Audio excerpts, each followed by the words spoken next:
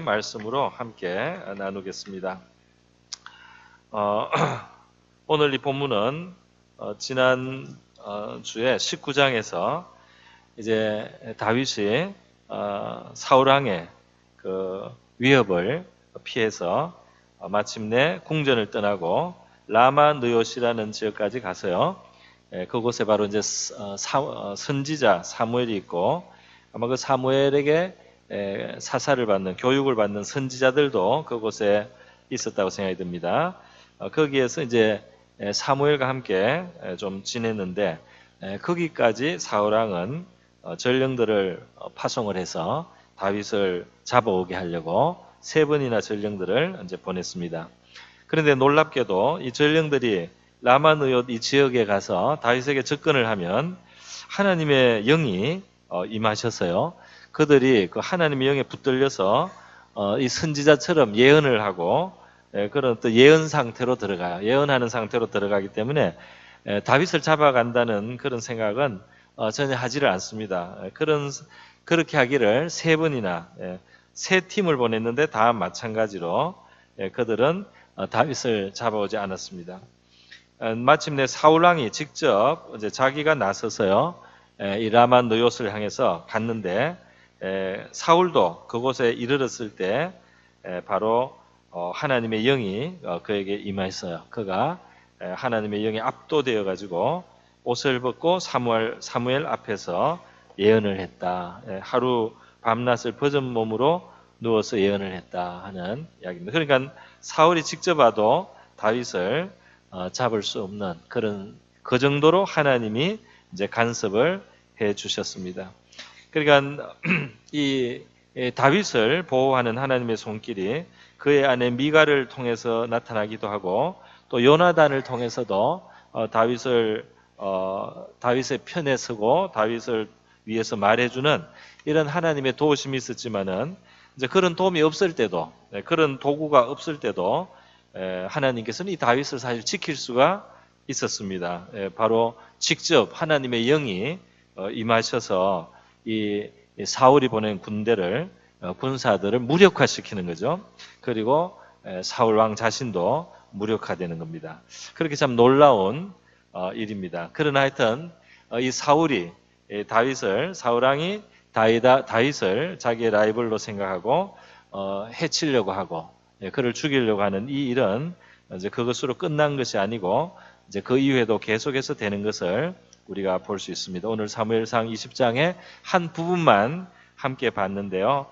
사실은 이 앞에 20장 1절에서부터 보면 다윗이 라마 나요스에서 떠나서 도망을 해서 요나단 왕자에게로 가서 자기의 형편을 하소연하는 이야기가 나오고 있습니다. 20장 1절 다윗이 라마 나요스에서 도망하여 요나단에게 이르되 내가 무엇을 하였으며 내 죄악이 무엇이며 내 아버지 앞에서 내 죄가 무엇이기에 그가 내 생명을 찾느냐 하는 이런 호소입니다. 상당히 그 어려운 그 자리에 있는 사람의 호소로 그렇게 들립니다.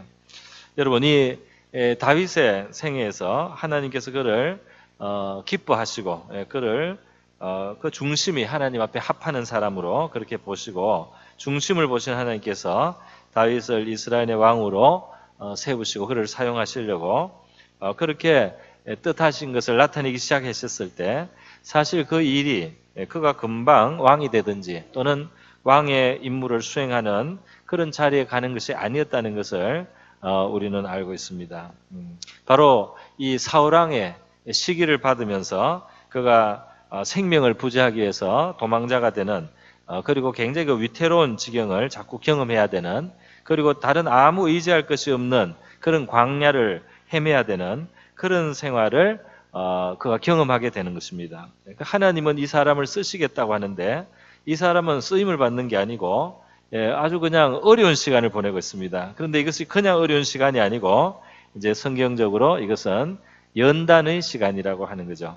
하나님이 쓰시기 때문에 하나님이 쓰시려고 하기 때문에 연단이 있다는 것입니다. 왜 이렇게 하나님이 왕으로 일하라고 왕으로 나를 이렇게 예선하셨다고 했는데 왜 이렇게 나는 고생만 하는가?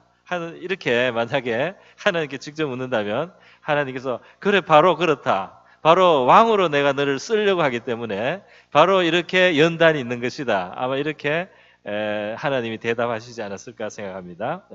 아주 간단하고 단순하면서도 정말 상식적인 건데 때로 우리는 이 사실을 심각하게 생각하지 않을 때가 있는 것 같습니다. 하나님께 쓰임을 받기를 원한다. 혹은 하나님이 나를 쓰시려고 한다 했을 때 우리가 기대해야 되는 것이 있다면 그것은 하나님이 우리의 인격을 다듬으시고 우리의 믿음을 훈련하시는 연단의 과정을 우리가 가져야 한다는 것입니다. 훈련도 받지 않고 무슨 일을 하겠습니까? 어떤 교육도 받지 않고 어떤 일을 할 수 있겠습니까? 어떤 일을 할 때 중요한 일일수록 더 어떤 큰 영향을 끼치는 그러한 어떤 역할을 해야 할 사람일수록 더 심각한 훈련을 필요로 하지 않습니까? 그래서 더 아주 정교한 그런 훈련을 받고 교육을 받은 사람들이 더 참 영향이 큰 일들을 사실 하는 것이 일반적인 일이라고 할 수가 있지 않습니까? 그래서 우리는 다 만약에 누군가가 우리에게 당신은 초등학교 교육을 받지 마시오 이러면 아니요 나는 교육을 받겠습니다. 나는 기회가 있으면 교육을 받겠습니다. 교육을 받아야지 내가 할 일이 더 있고 교육을 받아야지 내가 또 할 수 있는 일들이 있습니다. 그러면 하십시오. 그러면 초등학교까지만 하십시오. 그러면 아니 나는 될 수만 있으면 그 다음 중학교도 하고 싶습니다. 초등학교만 하십시오. 그래도 우리가 교육을 더 받겠다고 할 거예요. 그죠? 우리의 자녀들을 위해서도 마찬가지입니다. 당신의 자녀를 중등까지만 교육을 시키시오. 아니 나는 할 수만 있으면 고등도 하고 대학교도 하고 그 이상도 하겠습니다. 이렇게 우리가 그 대가가 들어가는데도 불구하고 또 교육을 받겠다고 할 거예요. 왜냐하면 더 쓰일 수가 있고 더 그것에 어떤 그 교육에 따르는 좋은 풍성한 어떤 결과들이 있기 때문입니다. 그런데 우리가 하나님 앞에서 쓰임을 받고 또 하나님께서 우리의 삶을 축복의 그릇으로 사용하시기 위해서 그렇게 우리를 사용하시는 데 있어서 바로 이 훈련 혹은 그 교육을 필요로 한다는 이 사실에 대해서 우리가 때로는 간과할 때도 있는 것 같습니다. 근데 바로 이 다윗의 이 형편, 다윗은 지금 굉장히 괴로워하고 있어요, 그죠? 굉장히 괴로워해서 요나단에게 내가 무엇을 잘못했는데 이런 일을 내가 지금 무슨 죄를 지었길래 이렇게 내가 이렇게 내 생명을 추적하고 이렇게 힘들게 하시는가 말이지. 이렇게 하소연을 하고 있지만 사실 이것은 사울왕과 다윗 사이만의 문제가 아닙니다. 여기에는 하나님이 다윗을 정령 이스라엘의 왕으로 사용하시기 위해서 그를 훈련하고 있단 말이죠. 그의 인격을 훈련하고 그의 믿음을 훈련하는 그러한 과정으로 이것을 허락하셨다는 사실입니다. 그렇기 때문에 우리 하나님의 일을 하는 사람들 또 하나님께서 앞으로 더 우리를 사용해 주시기를 원한다고 할 때 우리는 연단에 대한 생각을 마음속에 가져야 될 거예요. 우리 그릇을 만들 때도 마찬가지입니다. 그릇을 여러 가지 그릇을 만들 이 그릇을 더 유용한 그릇을 만들려면 더 많이 으깨고 더 철저하게 그 이물질을 진흙에서 끄집어냅니다. 그죠? 그래서 그냥 대충 만들 그릇이면 몇 번만 해도 되지만 더 쓰임이 더 큰 그런 물건을 만들려면 더 많이 으깨야 되고 더 많이 일일이 거기에 이물을 제거하기 위해서 뭐 그 물에 넣었다가 뺐다가 하는 것도 더 많이 해야 되고 말이죠. 그리고 나중에 불가마에 들어갈 때도 더 단단하려면 더 뜨거운 불가마에 들어가야 되고 말이죠. 편안하게 불가마에 안 들어가면 편안하지만은 불가마에 들어갔다 나온 그 경도가 없기 때문에 그 강도가 없기 때문에 쓰임이 한계가 생긴단 말이에요. 그래서 이렇게 하나님이 사용하시기 위해서 연단이 과정이 있다. 이게 다윗도 예외가 아닙니다. 우리는 뭐 아브라함의 연단 또 요셉의 연단, 모세의 연단처럼 믿음의 사람들이 받았던 연단에 대해서 잘 알고 있습니다. 하나님이 약속의 땅, 그 가나안으로 보여주시는 땅으로 가라고 아브라함이 그 75세 말이죠. 식소를 데리고 익숙했던 본토 친척 아비 집을 떠나서 그 가나안 땅에 왔어요. 그 가나안 땅에 와서 처음부터 겪은 일이 무엇이었습니까? 그 땅에 기근이 임하였어요. 아주 곤란한 자리가 되었습니다. 그 결정을 해야 되는 거예요. 믿음의 결정을 해야 되는데 그때 아브라함이 일단 쉽게 해결하려고 약속의 땅을 떠나서 애굽으로 갔다가 어려운 일이 생기지 않습니까? 연단을 받기 시작했던 것입니다. 요셉은 굉장히 정직한 소년이고 아주 성실한 소년이지만 남의 마음을 헤아릴 줄 모릅니다.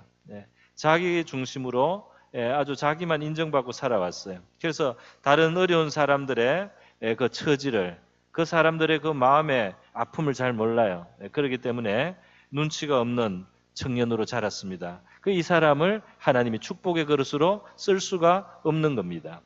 그래서 그 형들의 시기를 받아서 애굽에 팔려가도록 하나님이 섭리적으로 허용을 한 거죠. 그래서 요셉은 종살이를 하면서요, 외국에 가서 종살이를 하니까 말이죠, 처음에 말할 말도 배우기 전부터 종살이를 해야 되니까요, 얼마나 사람 눈치를 봐야 됩니까? 사람 표정을 읽어야 돼요. 그렇게 하니까 자동적으로 연단이 훈련이 되는 겁니다. 그렇지 않습니까? 우리가 하나님 일할 때 믿음이 좋아야 되고 마음이 정직해야 되고 진실해야 되고 다 좋습니다. 그러면 눈치는 없어도 되느냐? 눈치도 있어야 됩니다.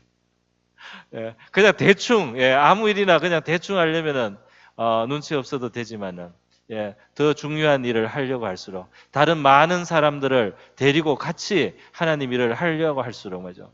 더 남 위에 서서 일을 할수록 더 예민하게 다른 사람의 마음을 헤아릴 줄 아는 능력이 있어야 되지 않습니까? 그 하나님이 연단의 시간을 주시더라 이 말이에요. 그리고 믿음도 훈련하시죠. 억울한 일을 억울한 자리에 두시는 겁니다. 거기에 정말 그 화나고 분낼 수 있는 억울한 원통한 자리, 그런 자리를 두시면서 그런 자리에서도 하나님을 바라보고 말이죠. 그 마음을 지키는 그 믿음의 인격의 훈련을 하시는 거예요. 그런 인격이 돼야만 견고하고 흔들리지 않고 어떤 상황이 와도 흔들리지 않고 하나님의 일을 할 수가 있는 겁니다. 뭐 조금 억울한 소리 한 소리 듣는다고 팩 하고 이러면은요, 어떻게 하나님 일을 하겠습니까? 그래요? 그죠? 조금만 불평한 대우를 받았다고 그냥 에라 모르겠다 말이지 이렇게 손을 털고 이러면은 어떻게 하나님이 사용할 수가 있겠냐 말이에요. 그렇지 않습니까? 얼마나 억울한지 말이에요. 요셉의 경우에 말이죠. 얼마나 억울합니까? 형들이 팔아먹었다 말이에요.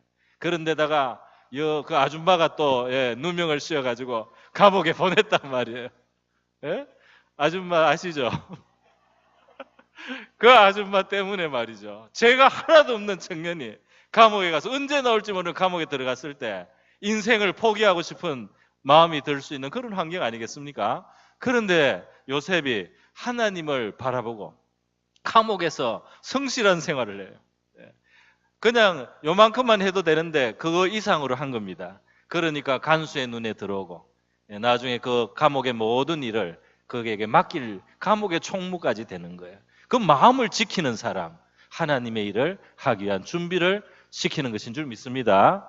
그래서 우리가 당하는 이런저런 일들, 교회가 물론 불완전합니다. 불완전해요. 교회 안에 불완전하고 불완전한 사람들이 있고 나도 불완전하고 다 불완전한데요. 희한하게도 이 불완전한 것이 대단히 완전합니다.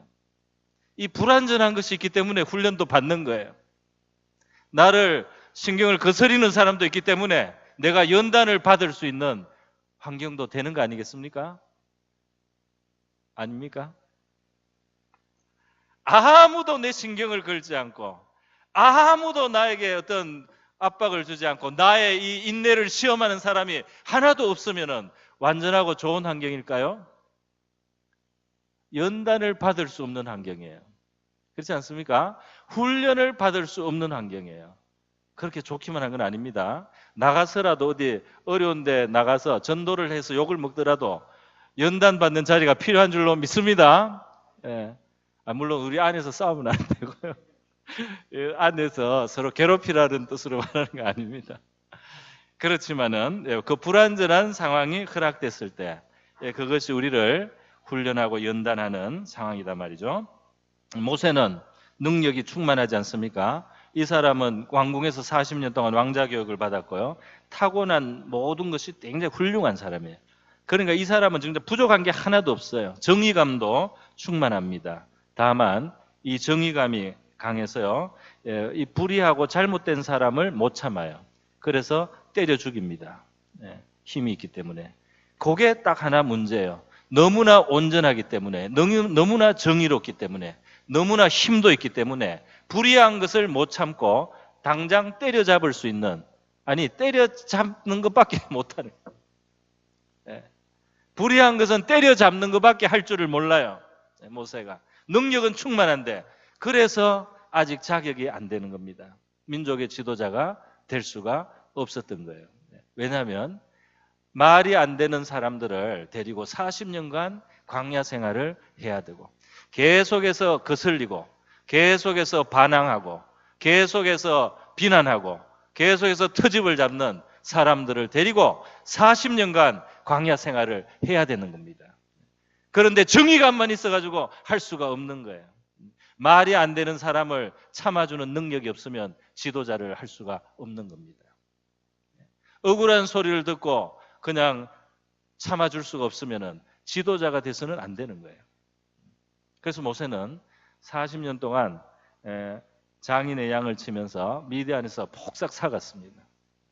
그래서 그냥 이제 그런 강한 마음이 많이 깨어지고 부서졌어요. 상당히 온유한 사람이 되었어요.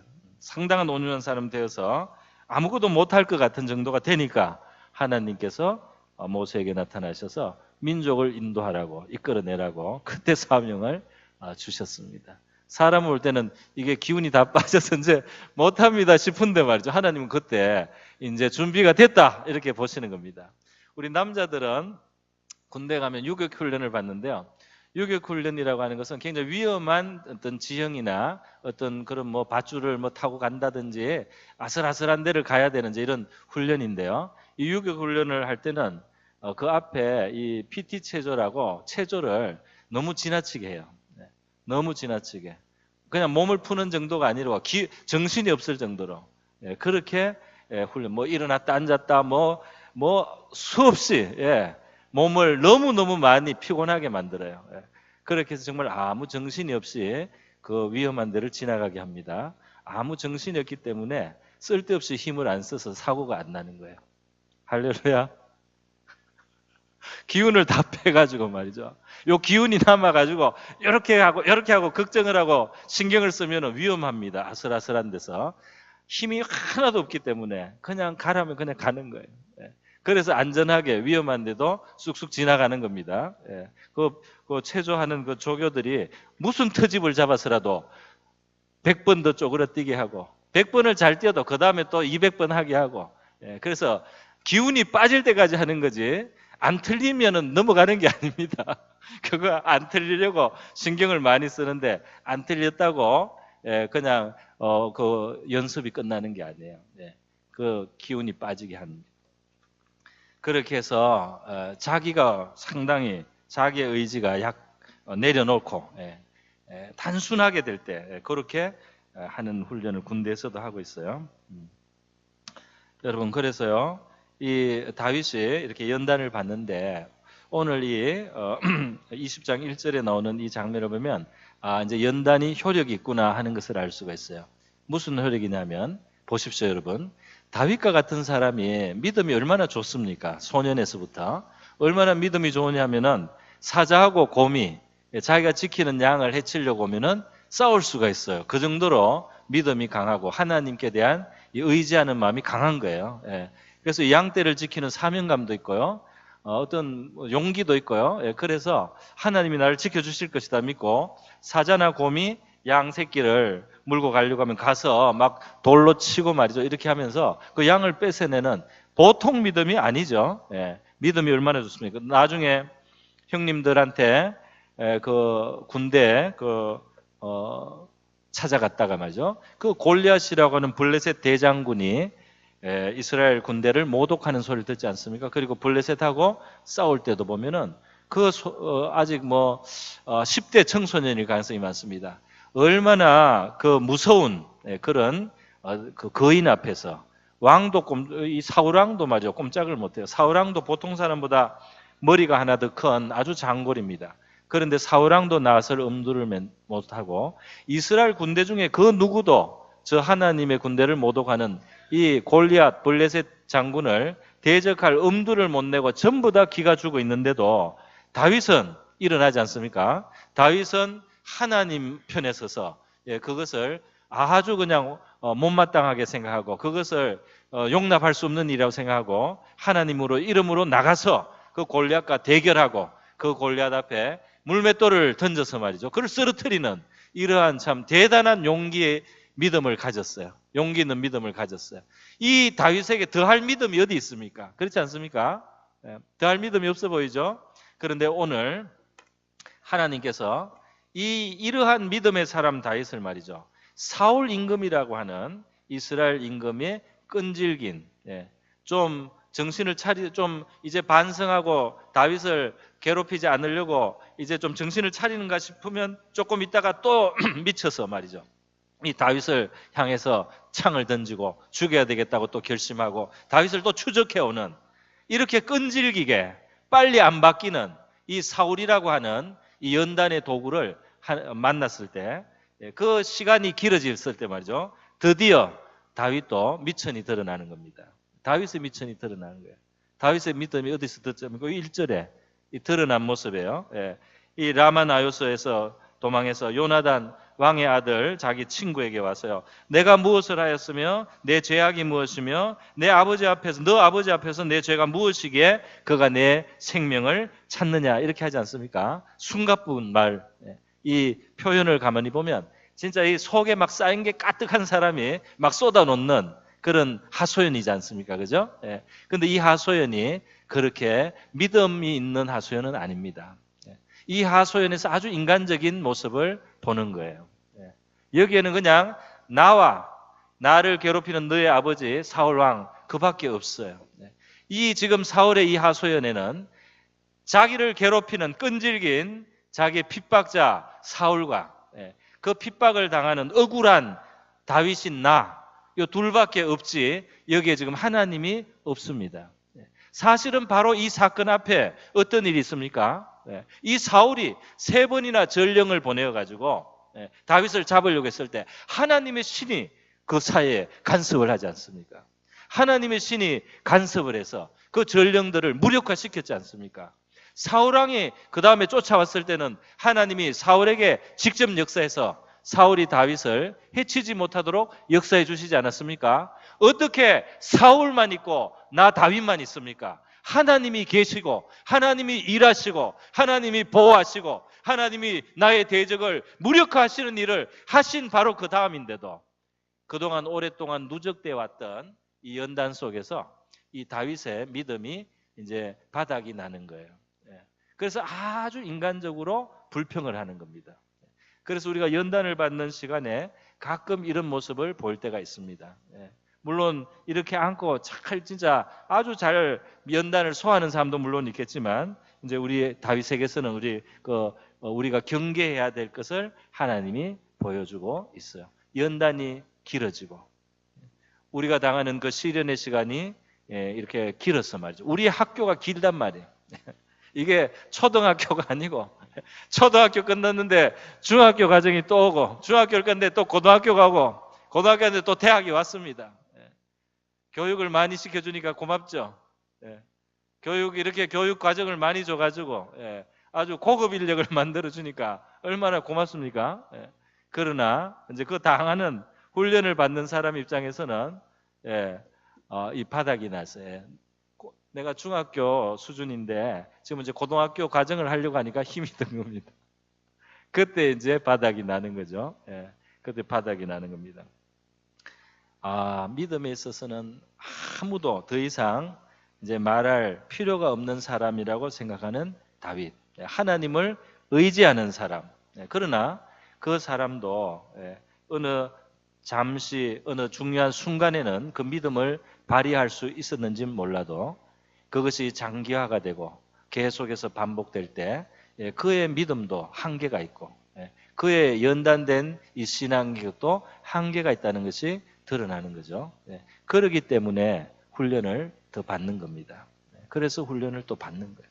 그래서 이 다음에 사실 이제는 시작이에요. 다윗의 연단은 지금이 시작입니다. 궁전을 이제 이렇게 떠나서 이제 그 다음부터 훈련을 많이 진짜 받았어요. 그래서 여러분, 우리 다윗이 괴로운 것은 참 이해가 잘 됩니다. 그죠?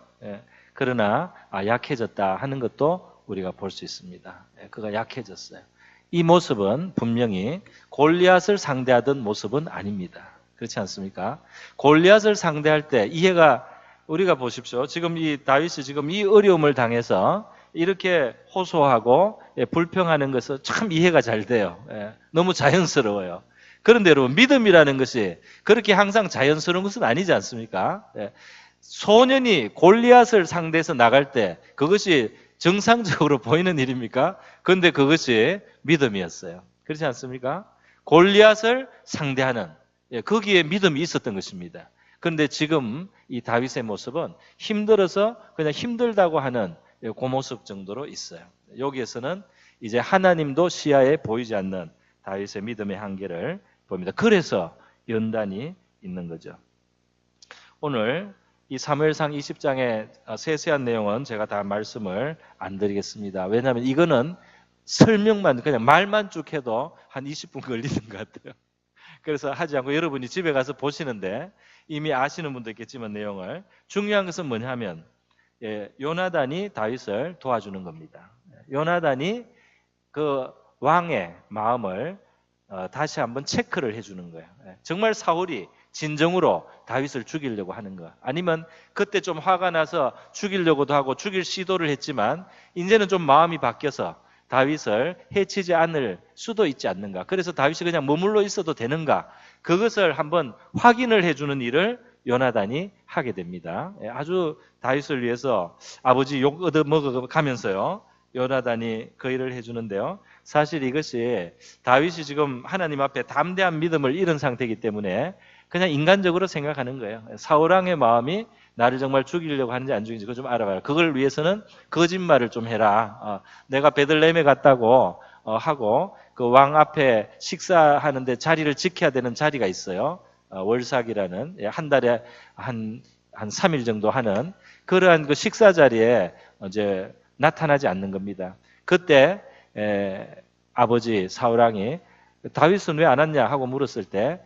자기 고향 베들레헴에서 집안에서 하나님께 제사 드리고 해서 갔다 나보고 허락해 달라고 해서 내가 보내줬습니다 라고 말을 했을 때 아버지가 그러냐 하면 나에 대해서 아주 그렇게 살인은 이제 없는 걸로 그렇게 생각하고, 만약에 내가 그 자리를 안 지키고 간 것을 요나단이 허락했다는 말을 듣고 사울왕이 굉장히 화를 낸다면 나를 죽일 속마음이 있는 거다. 그거를 체크하기 위해서 거짓말을 좀 해달라는 거예요. 그러니까 이렇게 거짓말을 해야 될 정도가 되면 별로 이게 좋은 상황은 아니지 않습니까? 그죠? 그렇게 자기 생명을 그 보존하기 위해서 안전을 확보하기 위해서요. 이제 좀 구차해지는 겁니다. 구차한 방법을 다 사용하고 친구한테 그렇게까지 부탁을 해가면서 해야지 되는, 그만큼 다윗의 믿음은 전체적으로 약화됐어요. 물론 생명의 위협을 받고 있는 상황이기 때문에 우리가 충분히 이해가 됩니다. 그럴 수도 있다. 이해는 됩니다. 그러나 용사의 모습은 아니죠. 원래 다윗이 가지고 있었던 그 용사의 모습은 아닙니다. 다윗은 이제 지구력도 더 가져야 되는 거죠. 어려움이 이렇게 오래되었지만 그것을 견딜 수 있는, 그 상황에도 계속해서 하나님을 의지할 수 있는, 사실 하나님은 이 라마 느요스에 있는 다윗을 지키는데 정말 비상한 그 능력을 보여주셨어요.